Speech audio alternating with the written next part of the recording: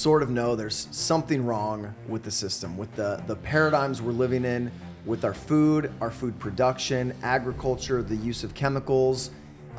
We are looking for new solutions, a new way of thinking about things. My name's Nicholas Spohn. I'm joined by Dr. Will Spencer. And today we're going to look at a lot of the problems that the world is facing with toxicity, with nutrient loss, and we're going to find some solutions. So, Dr. Will, can you tell us what people are struggling or suffering with on their farms, in their gardens, and really just with their health in general? Yes, overall we have a real diminished environment. It's been going on for some time. Diminished from the real nutrients in the soil that really make a high quality food and that lead to really exaggerated yields, and that has been permeated through the entire food chain. And we're also seeing, topsoil erosion, chemicals showing up all over the environment, increased pressure from weeds and pests and things like that. What are you seeing and hearing from your clients as far as their top problems that they want help solving? Top problems: pest control, the weeds growing up. That's a really big problem. Weed control, again, pest. Yield diminishment, because everyone gets paid by the pound or the bushel or whatever, so their yields have been diminishing over time, and everyone's like, oh man, if I can just get a 3% increase in yields, oh my gosh, that kind of thing. And then there's these levels of toxicity, though, that is becoming really prevalent, that people are really starting to pay attention to because of just the extended use for, 75 years maybe of some, conventional methods. And I think that toxicity and the problems you were sharing is why people are probably on this video. And so this video is really for those that are open-minded, that are seeking solutions to these problems, that want a new paradigm, a new model to go after to grow healthy, nutritious food, stop the chemical use, clean up the environment. I mean, the people that use these products and that you help are really the conservationists. They want to leave a legacy for their family. They don't want to expose their family and their pets and themselves to these chemicals, which we know are causing all kinds of environmental and health and ecosystem issues.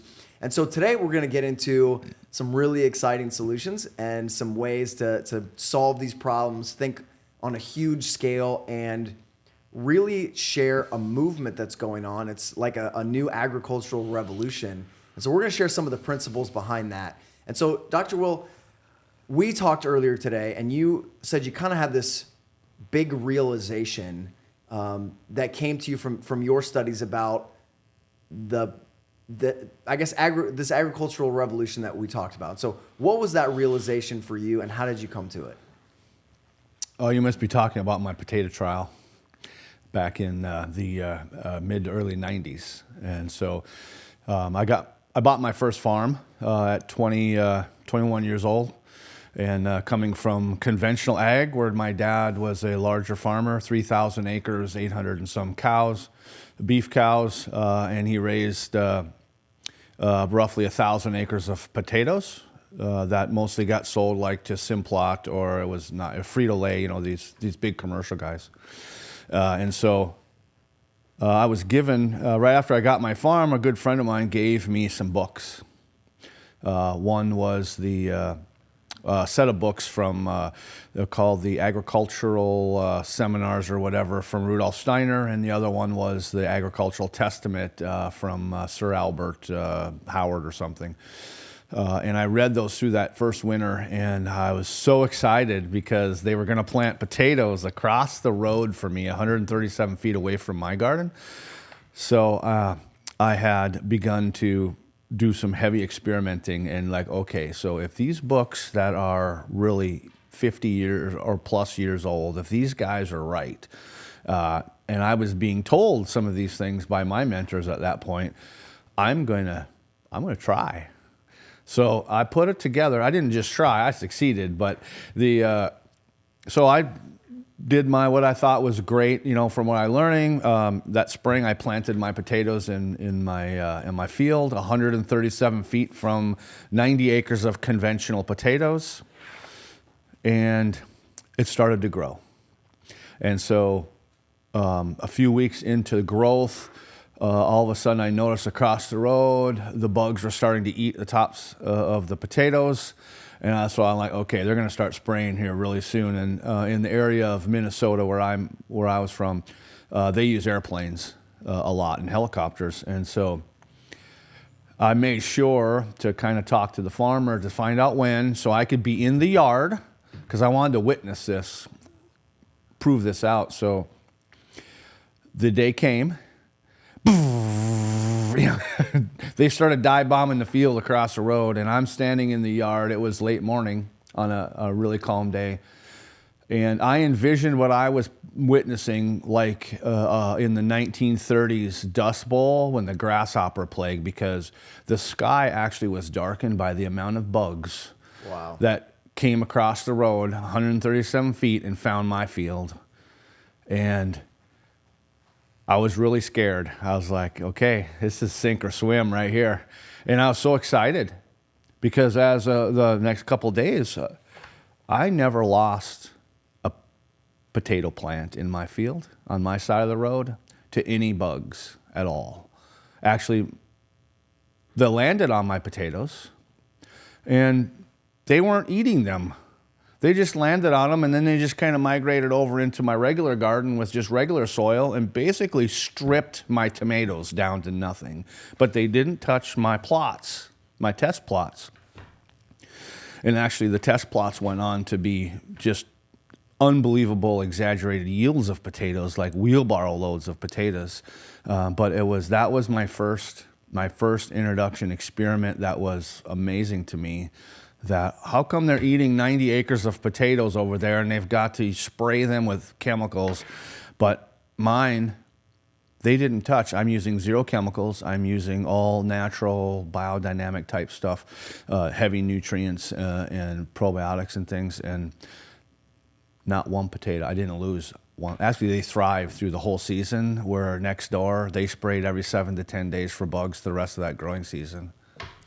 That's incredible. So this plague of grasshoppers flies over to your yard. Well, it's potato beetles, but yes. Okay, it was like beetles. the grasshopper plague that we heard. Yeah. Grasshoppers. I guess that's my conditioning. But they come over, they land on your potatoes, don't eat them. They go to your regular in the garden and just dissolve everything in there. I didn't have a good year in my garden. So that's what we're going to talk about today, is the principles that set that plot up to be protected from pests, to have incredible yields. And it's going to take a new way of thinking, but I know people watching this video are open-minded enough and innovative enough to listen and to see the solution in this. So another thing that we had talked about is minerals, and you mentioned this, minerals and nutrients in the proper form. Right. So how did you, what form do they need to be in, and how did you learn about that? The two forms of the minerals that are essential for life are in the colloid form, coming from a natural, like a humic shale deposits or humic and fulvic deposits on the planet, and then in the ocean mineral, or like a sea salt, of a salt electrolyte variety. Those are the two types of minerals that are essential. I mean, in history, salt was money at one point in time. Salary comes from the word salt. Yeah, and so you've got the saying of worth your weight in salt. I mean, it's that important for inland life.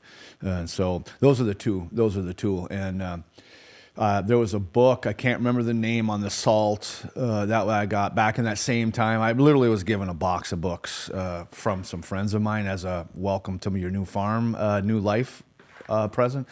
The other one was I heard a presentation by Dr. Joe Wallach talking about his minerals and why they're the best and everything. And he was getting his from a humic shale deposit in Utah somewhere, which are good. I mean, those were the best up until we discovered the deposit where we have now. That is just, the vitality is so much more higher. It's got the elements there, but they're in a much easier, better, faster digestibility form for life. So it's the colloid minerals from Dr. Joe Wallach. That was my introduction to that. And then this other book about sea minerals, and then the historical thing about salt, sea salt. And that was like, oh, and that's what I was using to some extent in my beds with those potatoes.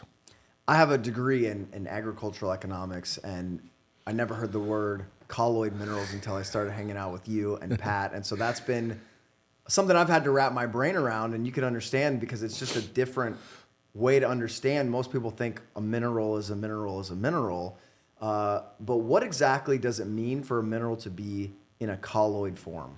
So in a natural, the natural evolution, you have these deposits of natural metals, let's say copper or gold or silver or cobalt or whatever, and they work their way up into the biological layer, and then basically a colloid is the mineral, natural mineral in whatever form it gets digested with using microbes, exudates, over long periods of time to break them down and make them into a digestible form. So the microbes, just like in our gut, the microbes that are in, or the probiotics that are in our gut, they actually eat our food, really, or create exudates or enzymes to break the food down to then make it available to us. Well, they do the same in the plant world, in the soil, in the biosphere, in the soil, that top crust layer. They're actually breaking these elements down, making them readily available to the plant. And so that's the colloid form. It's like a pre-digested almost through a microbe or a probiotic to make it ready for the next step in the food chain.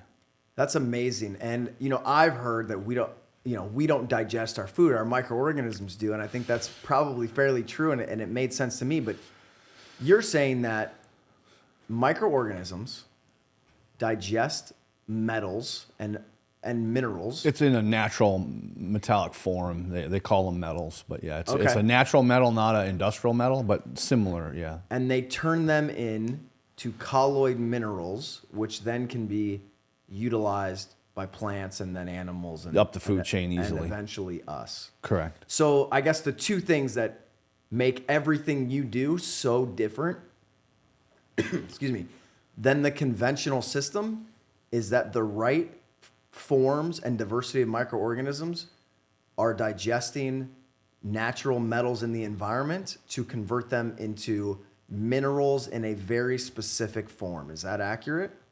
Yeah, a specific form, a colloid form that's readily taken up into the next step. It's just a whole new way of thinking. And I know It's natural science. Yeah. Not clinical science. Once I started to understand this, everything started to make sense. So let's talk about some of the limiting beliefs that people have about solutions that they're using now. And I know one of them is weeds. And I'm sure you hear this a lot as an objection. And certainly I thought this in my garden.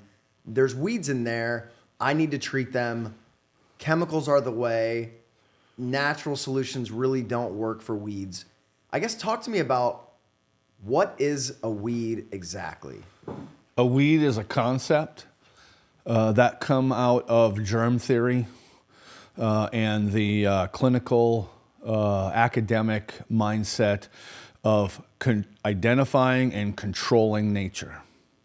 Okay, that weed is actually coming out of that mindset. It's not a natural science thing, because in natural science, there's no such thing as a weed. It doesn't exist. There's only healing herbs that have a purpose. Because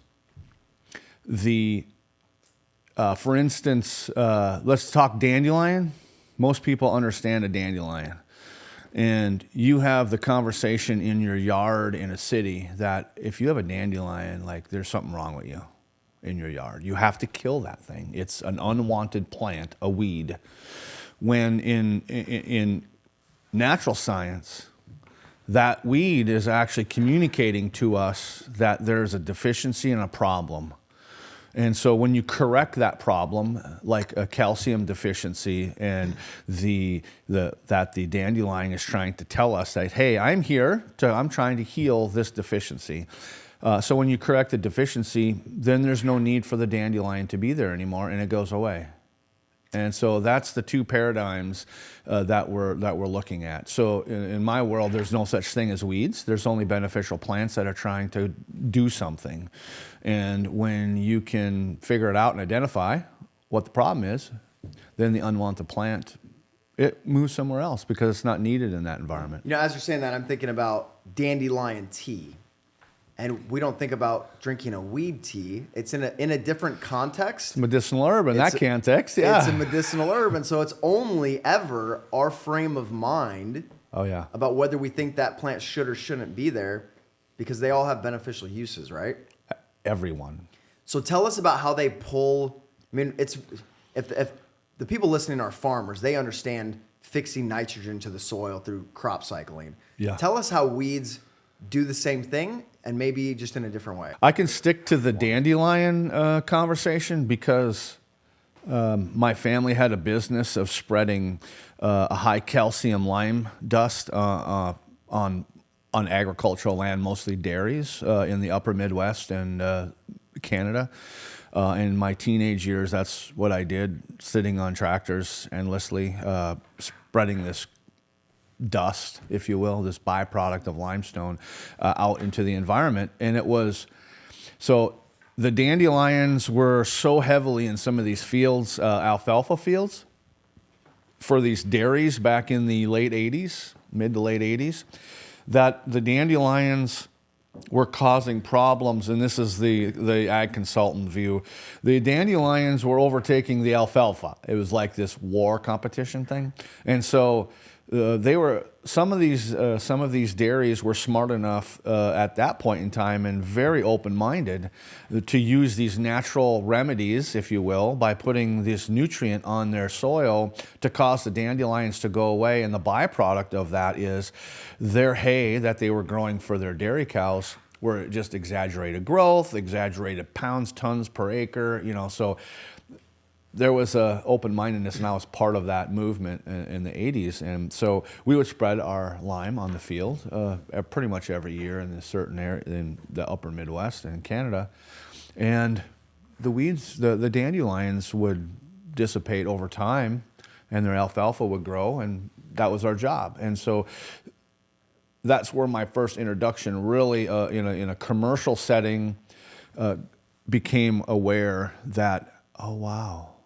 So my dad in the 70s, when he was spraying with the pesticides, and now he transitioned to putting this lime on, like, we're correcting a problem with no chemicals here, where just a decade earlier there was chemicals. And so that was my first big epiphany there, that like, oh wow, we don't need chemicals, really. And really the dandelions, that's when I was just learning herbology and all this other stuff. Like, that dandelion is so smart that it just pops up and grows in this area where it's needed. And when it's not needed anymore, it just moves away. That's incredible. So these weeds are the messengers for what's missing in the system, and their job is to pull those specific minerals and nutrients out of the environment and put them back into the soil. And when you add them back to the soil, they disappear. And so here's the problem with the old paradigm, is that you see a weed pop up, you think that's a problem, you spray it, you kill it, but you don't fix the deficiency that's in the soil to begin with. And so you don't ever really move forward. You have to keep treating and keep treating and keep spraying, correct? Correct. And we can talk about that mechanism, why it's even there. And so, for instance, the dandelion has a innate ability, that sense that there's lacking calcium and a few other things, but the main one is calcium. And the dandelion has a really deep root. So it's going down, and it's got a lot of leaves on top of the earth. So it is mining these minerals down deep, bringing them up, and also sequestering these elements out of the air and putting them into the plant itself. And then at the end of its growing cycle, it dies. And it composts down into the soil, and it's affixing, it's bringing in from the environment these nutrients and putting it right there at the level where it's needed for the surrounding plants. That's how it heals it. I mean, that's just amazing to me that nature can actually do that to correct these problems. But it takes a long time to really, because we're mining so heavily over longer periods of time with intensive agriculture, that it does take a lot longer. But it's a natural process. So how crazy is it, this old paradigm that works against nature instead of with nature, instead of listening to nature and being in harmony with it? And another mechanism that people often fight unnaturally is insect pressure. And that's something that every gardener is familiar with, every farmer is familiar with. What are these insects telling us, and how can we work in harmony with them? Again, we have another messenger. We have a friend that's giving us a message to say, I'm here to break down an unhealthy, sick plant, because nature never encourages and supports ill health. Never. It only supports vibrant, maximum nutrient density. And if so, and nature has its own scale that it goes by. We've been able to identify that scale with some technology that we know if you're at this level, there will be no pests that are going to be eating you. Like my potatoes in my field, in my plots, yes, there was bugs because they came from a neighbor's field. They didn't eat my plants. They actually just sat on them and, looked around and, and did whatever they did, but they didn't eat them.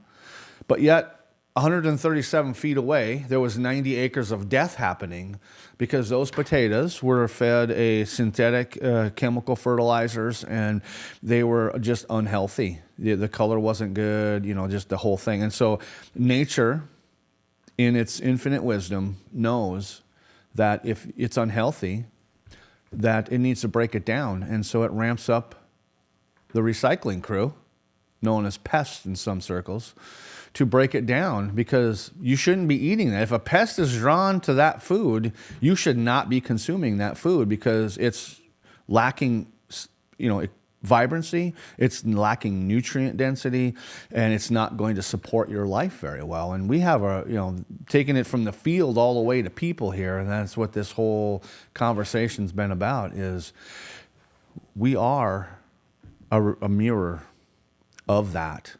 And so we have pests. Our pests aren't Colorado potato beetles. They're things, like fungus outbreaks, toenail fungus, bacterial infections, tapeworms, roundworms, amoebas. We have these infections in the human. It's the same paradigm. You cannot take apart the connection and disassociate the connection from what's going on in that soil to what's going on up the food chain. Plants, animals, and humans. We have the same dynamic going on throughout the whole thing. So your test potato plot did not get eaten by the grasshoppers because it had such a vibrant life force, or not I keep saying grasshoppers. Potato bugs. The potato bugs, because it had such a vibrant, strong life force that those bugs weren't drawn to it, and it wouldn't have necessarily been part of it. Good food for them, right? Yeah. Oh, yeah, because the plant has an immune system. The plant produces protective natural chemicals to repel the bug. It's only when the plant is low in nutrient density and low in vitality that it gives off a signal, it's a chemical hormonal, I call it alchemical signal, that basically calls in the bugs. It's like, come on, I'm really not doing good here, and it's time for me to go. You need to come in here and break me down so then we can try this again next time. That's really, it's actually a really something observable. You can measure this with on the chemical scale as well as the vibrancy scale. It's totally something that's real. They have their own immune system when they have the opportunity. And I had this realization even before I met you. I was reading this book by Dr. Jerry Tennant, and I always thought that mold in the system is bad. You always want to stay away from it. But what I realized from his book and his paradigm is that a leaf, while it's on a tree, has this energetic auric field, this vibrancy like your plants, that protects it from being eaten by molds, funguses, pests. And then fall comes, that leaf falls to the ground, it loses the energetic field, and now it's sending a signal to its environment, to mold and to insects, eat me, dissolve me, recycle me. And that's part of this cycle of life, right? And so I think we can all understand that when mold gets in the body, when parasites or pests or viruses and bacteria in the body, whether it's a plant, animal, or human, that energetic field shrinks and you're sending a message to the environment, hey, we need to be recycled, right? Yeah. And so it's getting the plants, the animals, the humans to have stronger, energetic, and vibrant fields. And that doesn't happen with spraying chemicals and treating the symptoms, right? Yeah, correct. Even back years and years ago in the 30s and 40s, Sir Albert Howard observed and wrote about in his book, The Agricultural Testament, the detriment of using these synthetics actually sped up the diminishment of life force and diminishment of nutrient density. And so when those things, it's not just a leaf dying anymore. We're to the point now where shortly after birth, we're in such a diminished state nutritionally and energetically that we're calling in the recycling crews. The plants are calling in the recycling crews shortly after birth. It's that bad. Like, not wait until the leaf falls or wait until you're 105. It's sped up the process where it's really concerning to me. So we've covered so far two massive shifts in understanding. One is that weeds, instead of being a bad thing, are actually a message for something missing in the soil, and they are working to correct it. And the other is that insects should be sprayed and eliminated instead of viewing them as a messenger and a recycling crew that actually has a positive use and is again sending us a message. So these two understandings are completely different from the conventional system. And I know everybody's open-minded enough to start to understand that and start to look for different solutions, which we'll get into in a minute. But one thing I want to talk about is, even if someone believes, those two things, I know you get this a lot. I thought this. Well, we still need fertilizers to get our yields. We need to spray fertilizers to get the yields, to make the money. And what's the problem with that nitrogen, phosphorus, potassium mindset of synthetic fertilizers? What is the mindset? What's the problem with that framework? The problem with that framework is just the use of that framework, which in the 70s I watched my father go from a diverse small farm into that mentality and be just perplexed, because at first the yields were really increased and he was growing a lot of crops, but that diminished fairly quickly over a decade, where you're using a synthetic to basically artificially grow pounds yield. And in doing that, you're causing the mining of the nutritional content to go down in the soil, and the pests start showing up. And so now you have to start managing these problems, or things that are labeled as problems, which we are identified as not a problem, but in the conventional sense, we have a weed problem. We now have a pest pressure problem. We have to now war against the problem to then push the problem back. I mean, this is like war type thinking. Like, now this is germ theory at its best right here. You now have a problem, the germ, the pest, the weed that is now encroaching in on your precious corn plant or whatever, your field. So over here in the other philosophy, the natural science you don't have that whole line of thinking. You have a nurturing, growing, loving, that. Oh, but over here, the problems then ensue is your immune system gets diminished. The immune system is reliant on the vitality of the plant and soil and the broad diversity of nutrients in forms that are digestible to that plant.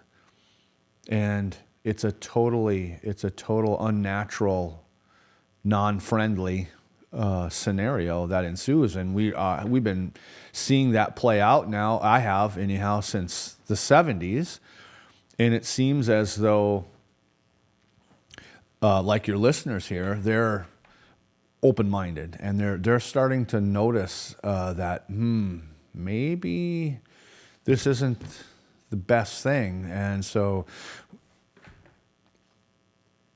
many people are looking for those solutions, and they just don't quite have it yet. They haven't made the leap to the understanding of the other side. I think a lot about virtues, and when I think about nature and farming or gardening, I think about the virtues of balance and harmony.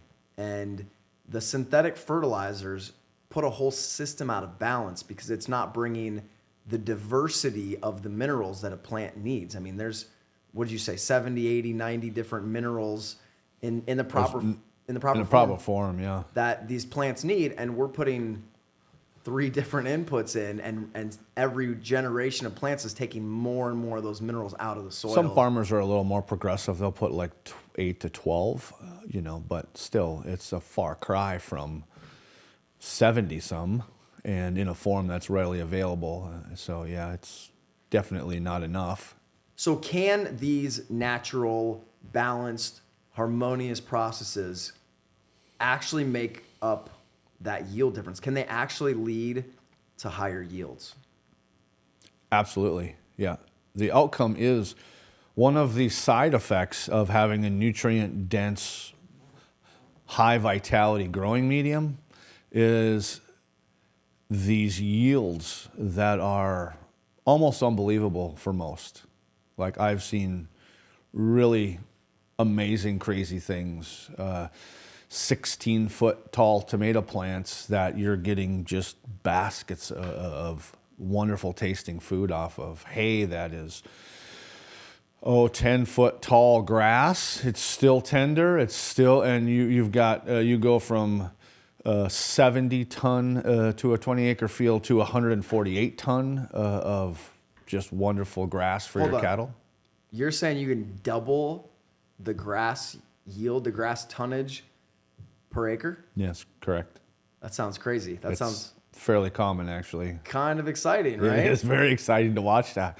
The fun part is to watch the farmer tell me that, but I'll try it. Right. Okay. Let's not do your whole farm. Let's just do this plot. little field right here in the middle, so you can, or right next to the road.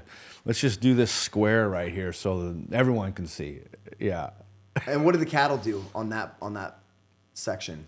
Oh, that's even more precious, because you spray this plot, this little area in the field, and what happens is the cattle will not leave that plot alone.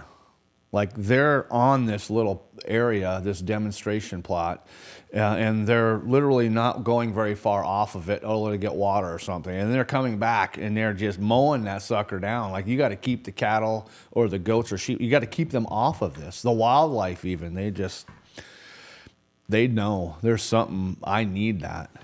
So we'll go over in a minute how to think about getting those results in a repeatable way. But when the system has the minerals and the probiotics in the right balance, not out of balance like the old system that we're growing out of, the plant health is higher, which means less pests, Right. less weeds, and higher yields. And as you're talking about that, I'm thinking about, I'm a hypnotist, and everything that people do, they have a positive intention for it. Even if it's a destructive habit like drinking or smoking, there's always a positive intention behind it.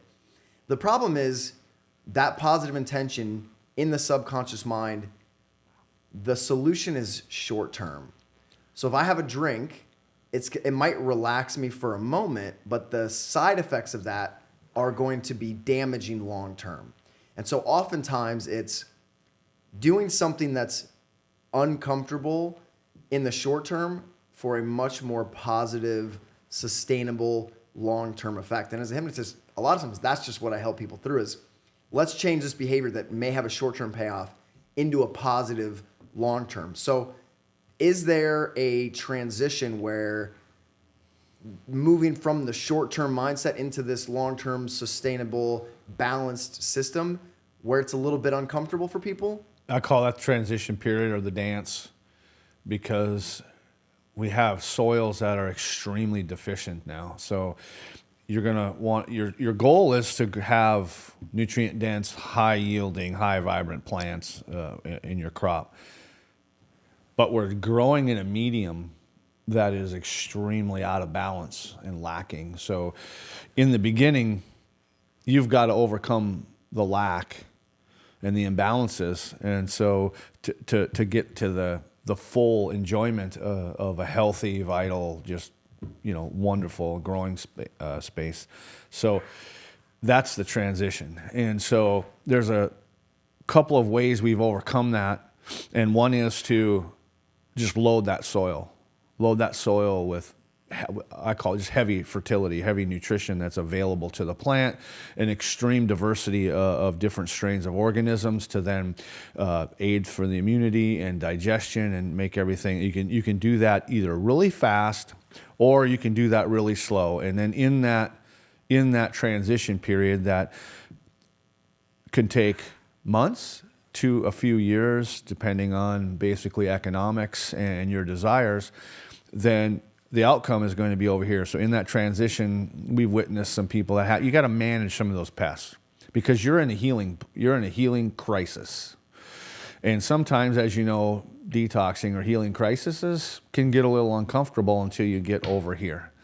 So it's in that middle part, that transition period, that gets to be a little bit unique because it's a little bit different for every field or every plant or whatever. So, but ultimately, if you stay through the transition period and you endure over to here, the weed pressure is going to dissipate, the pest pressure is going to dissipate and eventually be gone because you're in the process of healing this soil that you have on this side to get over here to a functioning immune system, the digestion, and everything just in the soil is happening properly. I hope people can understand how exciting this is because we're eliminating synthetic chemicals and solving the pest pressure and solving the weed issue and increasing yields. You're telling me we can do all of those things naturally and healthfully? All at the same time. Wow. And your food tastes so much better. Like you actually can taste a strawberry or a tomato that is like it pops in your mouth. It makes you smile. I've witnessed this in my garden growing, a heirloom tomato from my garden versus going to the store and slicing a tomato open and seeing this white, pale, full of air gaps. Yeah, and then mine are rich, red, juicy, just like you can tell the vibrancy. And I'm guessing that has to do with minerals because as humans, we enjoy the taste of things that are good for our body. And so is that what makes up that taste difference? Absolutely. That's the diversity of the elements in the soil that get then converted into the plant to express all the different genetic possibilities that plant has within it. And so we have all these taste buds in our mouth of all these different kinds in our tongue that pick up all different kinds of frequencies and all the elements and everything. And so when you feed the soil, the plant gets to use that and express that. And then we get to feel, sense, taste that, smell that. That's all a byproduct of replacing and nurturing that soil. I'm just imagining eating a fresh tomato in the summer. I know, right my now. mouth is watering right now. Just watering, picturing, and thinking about that. Okay, so we've made some massive progress here. We've covered a lot of ground. There's one more thing I want to talk about. So I'm imagining I'm a farmer, or I'm a gardener, or I just buy a new house, and the person before me has used heavy chemicals. And my land might be barren, it might be toxic. The gardener before me maybe used a lot of Miracle-Gro, used a lot of pesticides. How do I fix that? How do I get some of those toxins out so my fruit, my yard are safe for myself and my family? Well, first of all, you don't have to worry because you're not just going to get some of them out. You're going to get all of them out. Because another side effect of having this broad, diverse consortium of organisms that we have, probiotics, if you will, soil probiotics, they have an affinity or a love to break things down and digest elements. And because most of your synthetics are coming or extracted from, created from, say, petroleum and coal-based stuff, which comes from the earth. It's natural chemistry. And then they go through chemical pressures, electrolysis, all these different things to tear it all apart and then reassemble it again. We call them synthetic chemicals, but there's also the aspect of the natural side of that. And so these naturally occurring non-modified probiotics that we have, they love to break that stuff down, the natural chemistry. So they have the ability to take, for instance, we've heard of PFASs or forever chemicals. There's a whole big family of these what they're labeling forever chemicals, which it's kind of a misnomer now, because we can break them down. Actually, the probiotics, when they're in the soil and they sense these forever chemicals, they actually create exudates or enzymatic compounds, we'll say, and then they give them off into the environment, ooze them out, if you will. And then these chemicals, these natural enzymatics, the exudates that these probiotics give off, they then break the bond on these things and break them down into their natural, non-toxic forms, which are in colloid form and essential fatty acid form. So they're digesting it just like they would the natural elements to make them available to the plant. And so this is what my mentors discovered, 50, 70 years ago, that they labeled bioremediation. So they're taking these chemicals, natural or synthetic, and using probiotics, microbes, they would then clean up oil spills. They would then clean up dioxin spills. They would then clean up all these things by just putting the microbes on, the probiotics on the area that's contaminated, and a few nutrients, and then let them do their thing, and then the magic happens. It gets converted and turned into something beneficial for that environment instead of detrimental to the environment, just in that process. That's wild. So tell us about the first time you realized the potential of this. Oh, wow. Yeah, I had bought this tractor that I bought a couple of tractors at an auction, and I had parked it out back of the barn in the pasture on my dairy, just with the other equipment. And it had, for some reason, leaked out the diesel fuel, and some oil and whatnot started seeping out onto the ground. And there was this big bald spot that was contaminated with these petroleum products, diesel fuel and engine oil and transmission. I let it sit there for a few years. I just bought it for parts, but for my other tractors. And I was looking, how am I going to clean that up now? Because I was very mindset. This is, mind you, a couple years after my tomato trial. I'm like, well, I really want to look for that. And that's actually how I met a couple of my mentors, because I discovered Carl in his bioremediation that he was doing in the 60s, 70s, and early 80s. And so I got a hold of those microbes, his oil cleanup crew, we call them. And I spread them all over, and I watered it down and covered it up with straw and let it sit for a week. And I come back, and that area was no longer bald. There was seeds germinating up through the straw that I had laid on to keep the sun off.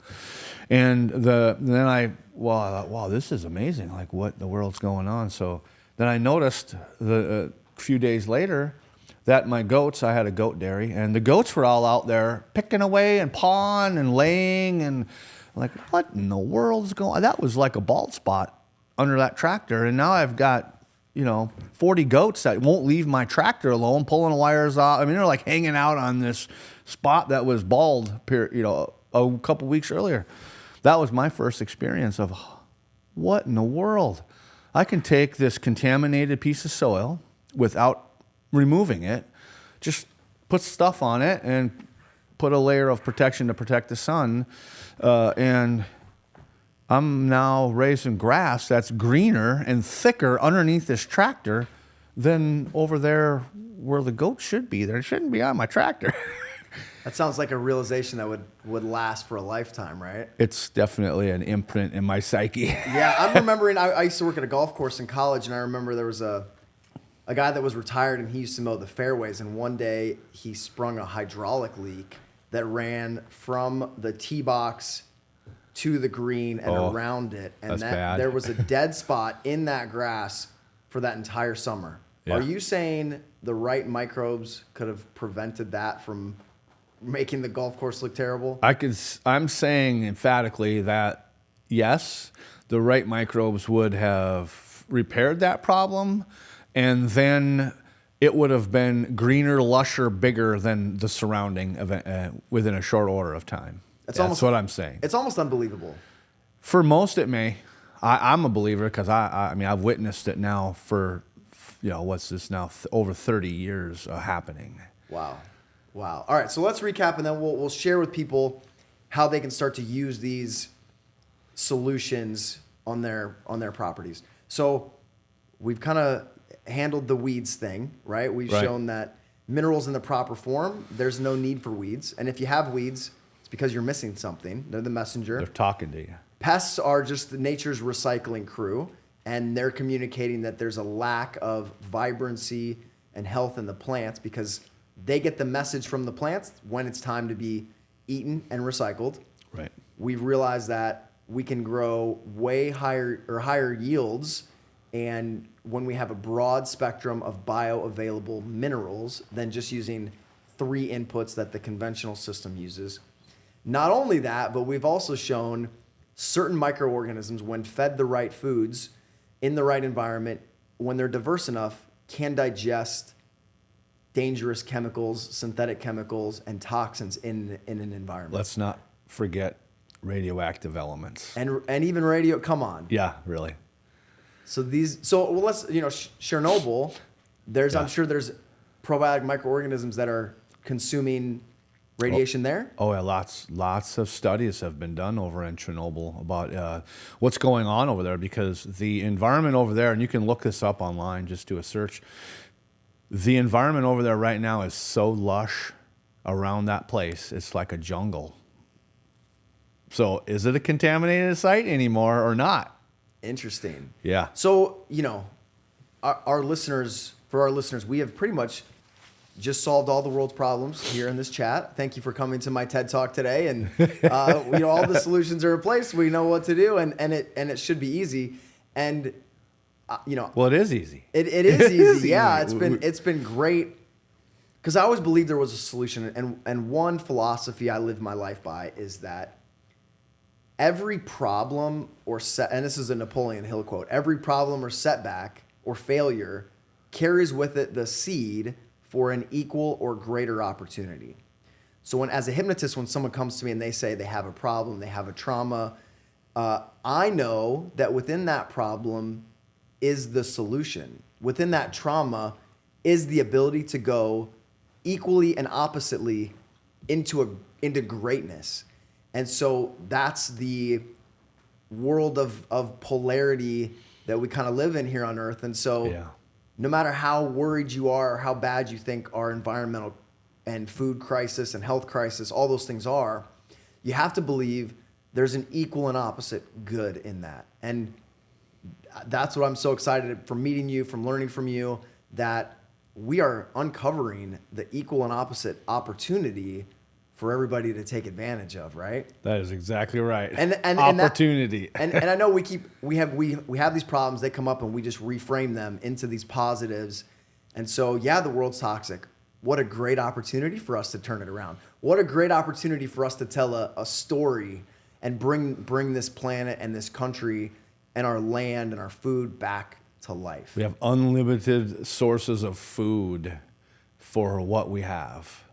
We've done the heavy lifting. Yeah, so what do people need to look for as far as minerals, microorganisms? Like if I'm buying something to treat my land with, what should I be shopping for? Okay, you should be shopping for a very broad diversity of minerals, colloid and ocean sourced. Broad diversity, like over 70 different kinds of each. Or types of each. And then the other diversity is a very big diversity of probiotics or microorganisms from the soil or from the earth, also known as soil microbes, soil probiotics, soil organisms, and as broad as you can get, because you need a lot of workers and a lot of different kinds to do this work. Okay, so how do I know? I've never seen on a label anything that says colloid minerals. How do I know if I'm getting colloid minerals? They're sold in some different forms known as humates or humic and fulvic acid or humic shale.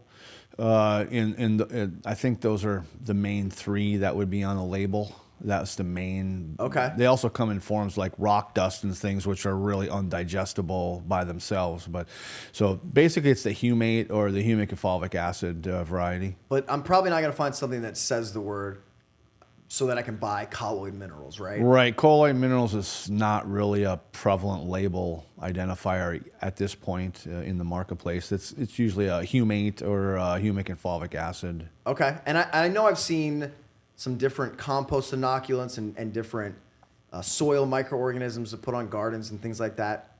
How do I know if they're diverse enough, if they're active, if they're alive, or if they're in the right form? That's a really good question. There's not a lot of label requirements or recommendations to convey that message yet. It's because in a mindset of most people right now, it's relatively new. But soil organism, you're going to want a diverse consortium of them, the big as you can get. And it's not really clearly defined yet. There's a lot of evolving yet that has to come around to be in the marketplace, but it's there available though. And I know a lot of these big companies are using some genetically modified microorganisms. I mean, that's the other problem nowadays. Is that a problem? Why is that a problem? That is a really big problem because I'm noticing now in the agricultural organic movement right now that there are companies that are producing what they're calling regenerative agricultural things. And they're using these genetically modified organisms, specific strains. Of course, we go back to patents and all this other stuff. But they're deploying these modified organisms, GMOs, as something being of natural. They're calling them natural, but yet they're not natural. You can't find some of these strains out in the environment. You can only find them in a box or something created somewhere else. Ours are harvested out of the natural environment in the earth of all different kinds of extreme environments, and that's the difference. And to me, that's a problem. We're trying to.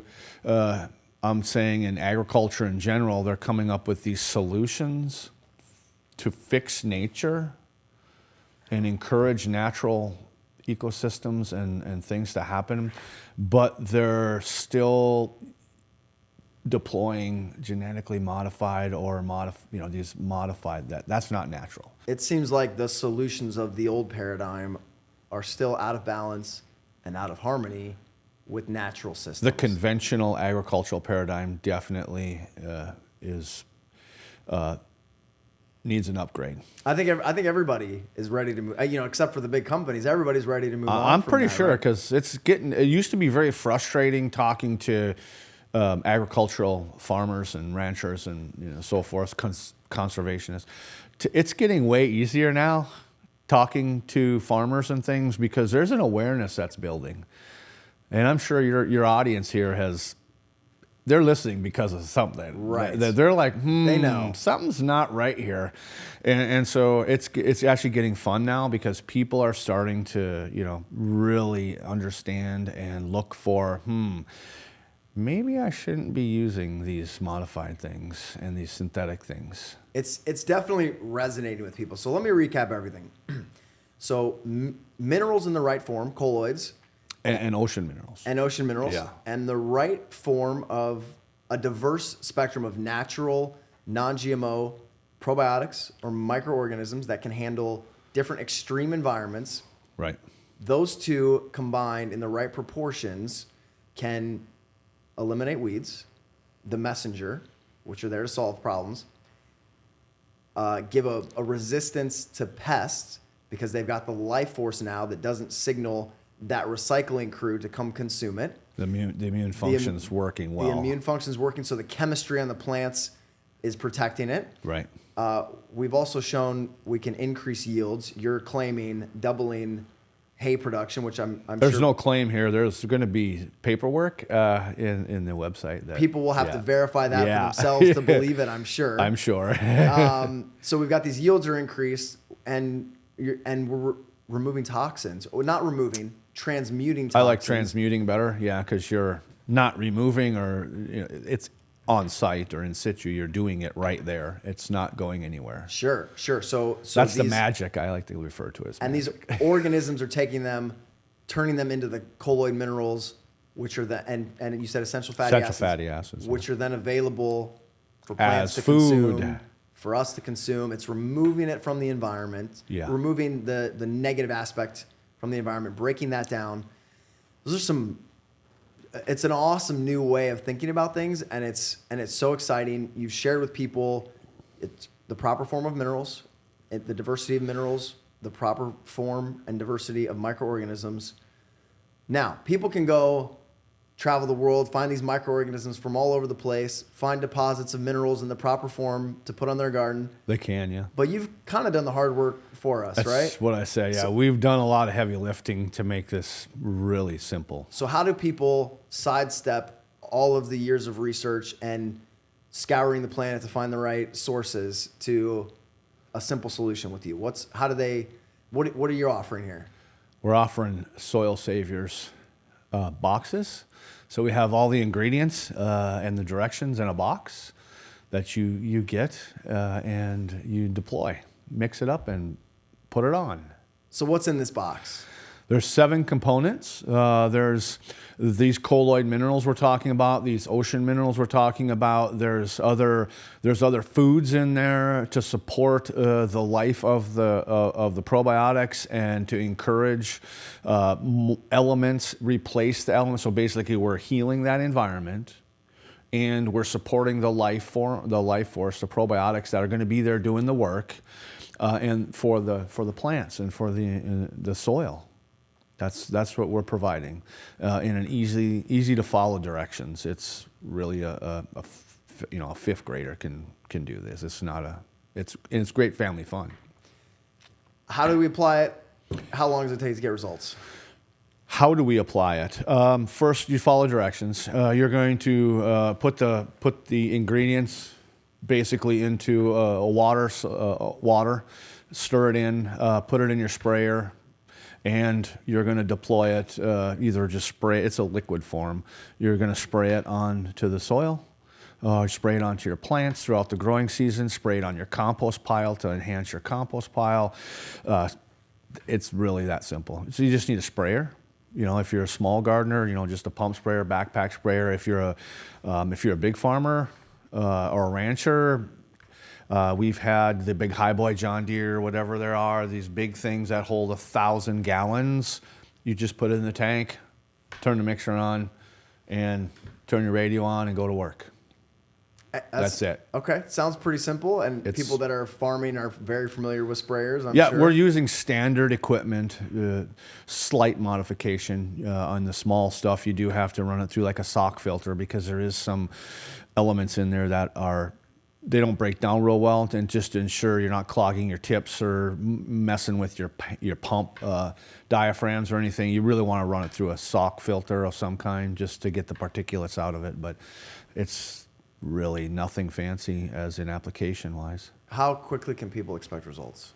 Well, it's kind of all over the board, but usually within 14 days, you're going to notice some things. I've had it as fast as applying this in a corn crop one time, just a little plot. You could sit there in 15 minutes and hear the corn making it. I mean, I'm not even joking. Like, I can't even explain that until you've been there. But I say 14 days or less, you're going to be noticing some really interesting things that you're probably not going to believe. Okay, that sounds exciting. This has been very educational. Spending time with you this last week has been really eye-opening for me, and I'm definitely excited about applying it in my garden and my hunting food plots and some different areas. Oh, can I just touch on that hunting food plot? Absolutely. Because this is something else that is a bit unbelievable, but yet it makes total sense. We've put this on hunting food plots for deer hunters or moose or whatever, big game.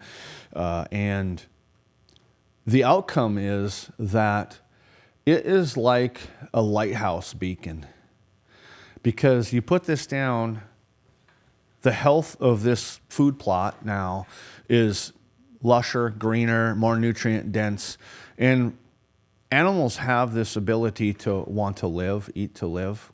And so it almost screams at them, because what happens is these animals, these wild animals, they congregate in this area.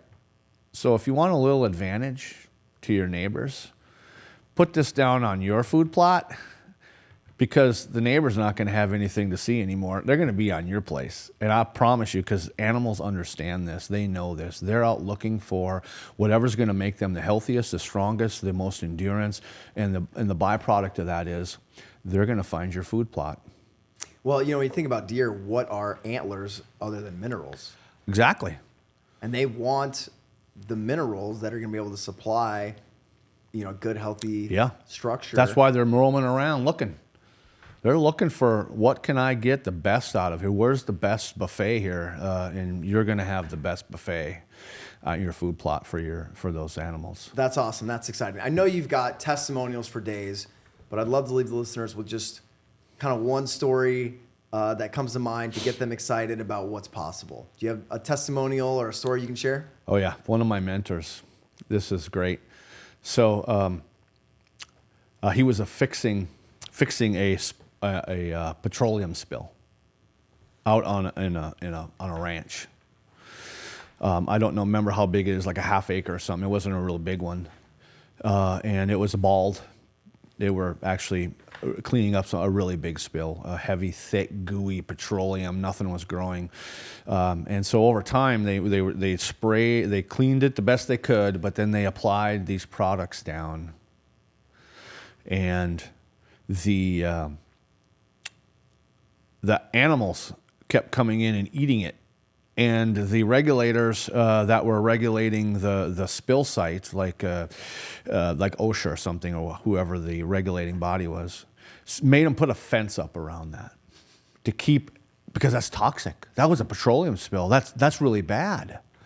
So he put a fence up around this plot, and wouldn't you know, a few days later, that the elk and the deer jumped the fence and were eating that. And a few days later, then the cattle came in and they just destroyed the fence. And they were like right there, just all pawing, eating, and it was just eating right down to nothing. So what is that telling you? Pretty powerful. Like that's what I'm saying. Your food plot, your pasture for your cattle, animals know. I mean, they know they're after that food so they can live the best they possibly can, and they're just drawn in. And so you're taking a toxic spill, which is labeled toxic, and turn that into fresh food for animals, and didn't know excavation, nothing. Just put these products down. That's, to me, that's amazing. Wouldn't you say? Yeah, that's incredible. And it all hinges on a diversity of minerals that are available for us, and elements. Mm-hmm. Diverse strains of microorganisms that can break these things down and make them available. Yeah. And that's pretty much it. That's incredible. So where can people get these products? Right now, it's on soilsaviors.org. There's 4 different sizes. It's all in a box, and you can just get them there. Easy to apply. Easy to apply. New philosophies. Pretty easy to understand once you get the concept. It's really easy. The trouble a lot of people have and will probably continue to have is breaking those old beliefs about what needs to be done in the old conventional model, and I think they probably need to see for themselves. Wouldn't you say? That's what I always encourage people. So don't do your whole place. Just do a little area and do it in a square, because you'll easily see the borders, and do a trial for yourself. It's really that simple. And send us pictures. And send us pictures before and after. A video testimony would be even better. That would be awesome. Yeah. Dr. Will Spencer, thank you for your time. It's been enlightening for me. I'm sure our listeners really enjoyed it and are thinking differently, and probably need to listen to this again to get it all and share it with their friends. I'm sure they will. So hopefully. Thanks, Dr. Nick. Will Spencer, and we'll talk soon. All right. Thank you.